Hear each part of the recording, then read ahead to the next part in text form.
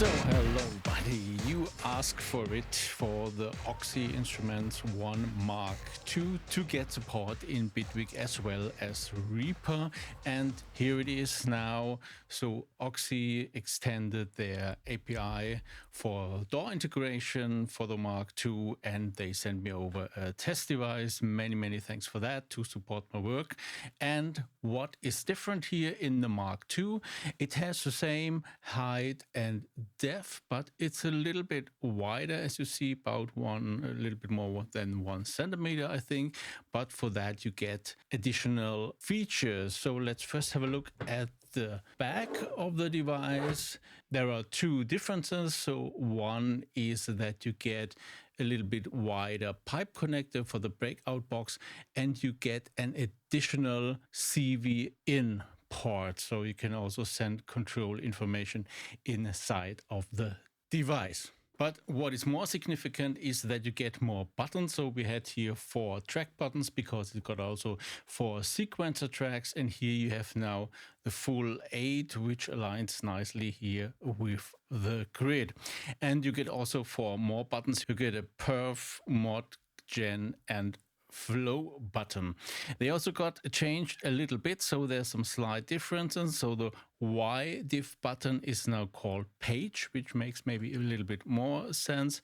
And there's a new button, a track button, and the mod button up here got moved to that position. So I might forget stuff, so make sure you watch also the video I did about the support of the OXI Mk1, because all the sequencers and play features and the modes are all the same as on the Mk1, but here the way you reach them might be a bit different. So what's different is I removed the drum XOX sequencer, which is now also available here.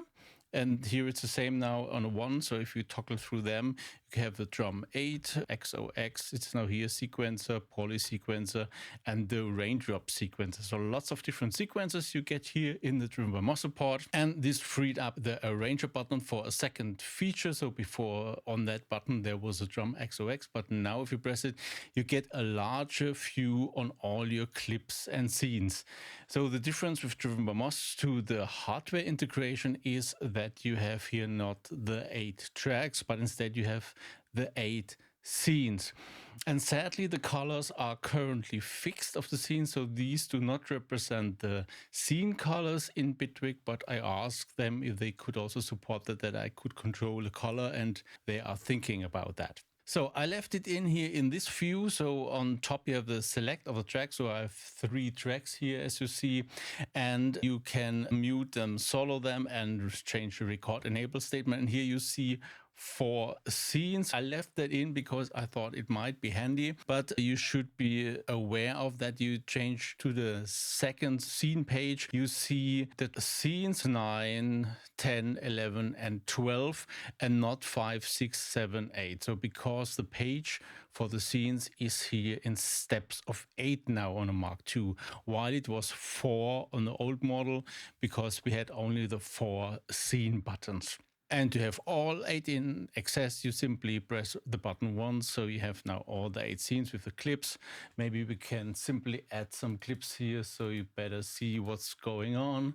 And maybe let's duplicate some tracks here so you see how that behaves. Maybe change also the colors to something else, or maybe remove one. So, and you see it's represented like that, and you can start the scenes, the first scene, second scene, third scene, and so on. So, but I did change also something else because it might be helpful to have faster access to the different modes. Before them, with the Mk1, they are all on the back button. So you had to press the back button multiple times and also use them with shift. Now it's on the track or on the performance button. I guess it means performance. So if you go to the track button, you can toggle between the layer mode and the normal track mode. So you can control either tracks or layers. So for example, we have here volume, panorama, and 2 cents, and with shift you get 4 more cents. And here with the perf mode you get to the device editor, but not only the selected device, but you can press multiple times to toggle between the track mode. So there's nothing here in the track. Let's have a look at that. For example, if we go to the drum machine, there are track parameters. Let's have a look at them. So here are the track parameters, but the project parameters are empty. And that happens if I press it again. So we are now at the project parameters level. So we could add something, for example, here, volume of the track. What did happen now? This looks like a bug in Bitwig. So you can toggle then with that button between these 3 modes and back again with the track for the track editing.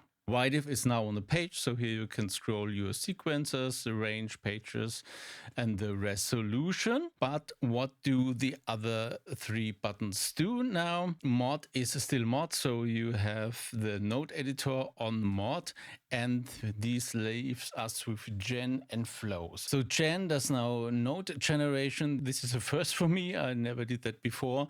And it implements a simple Euclidean algorithm. It's not that complex as with the hardware implementation, but nevertheless, it's still quite powerful. And it works currently on the drum 8 sequencer and on the normal sequencer. Let's have a look at the drum 8. And for that, we select the first clip on the first track. Let's select that one and back to the editor. It works like this. If the gen mode is active, you can select how many pulses you want, the length, which is currently also limited to 16 to what you see on that page here.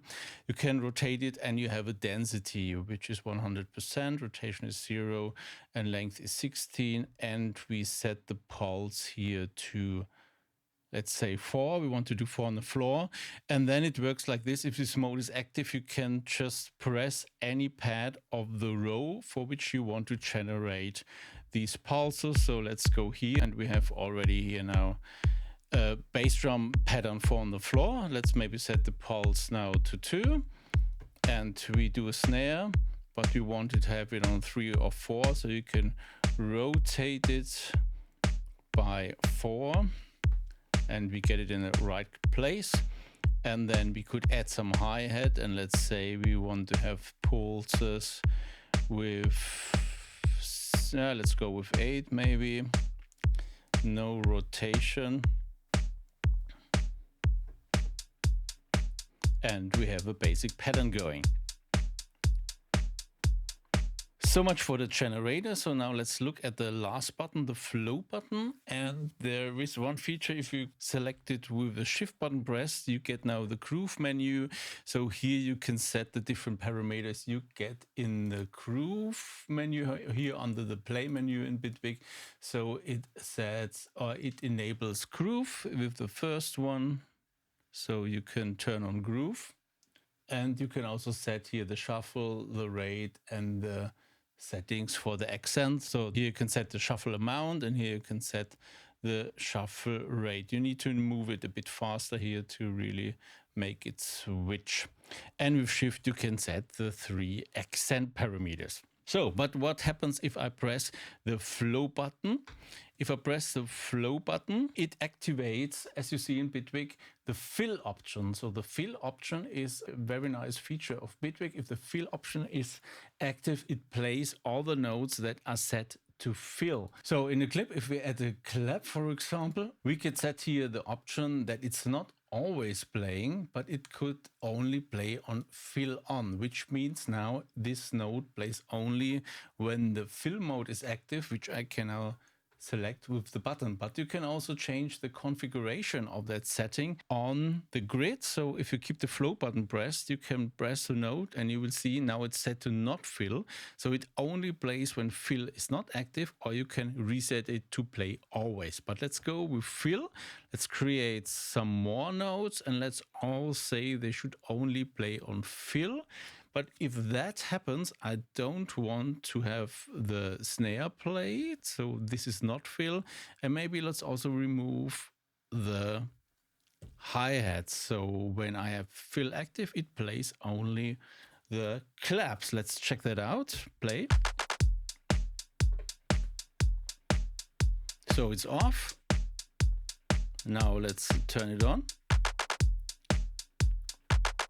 I have still a very weird setting for the groove. So let's switch the groove off. Yeah, better.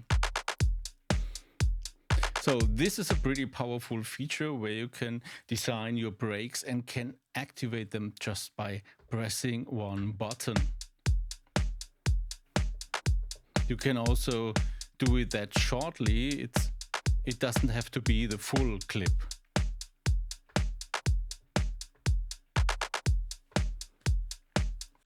And this is not only working on the drums, it works also on all the other instruments. So you could also create a different bass line when the break is happening. And let's do that. Let's go to the second track, select the second track, and let's use a sequencer, whatever we prefer. Let's do a note here maybe. How does it sound?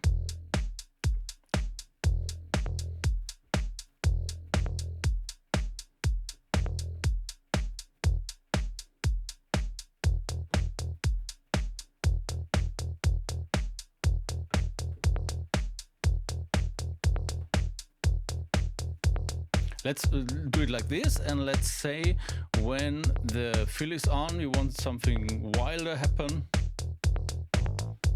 Something like this, but let's set that only to flow. So only on fill, and this one is not fill. So that's a normal pattern. Let's activate flow.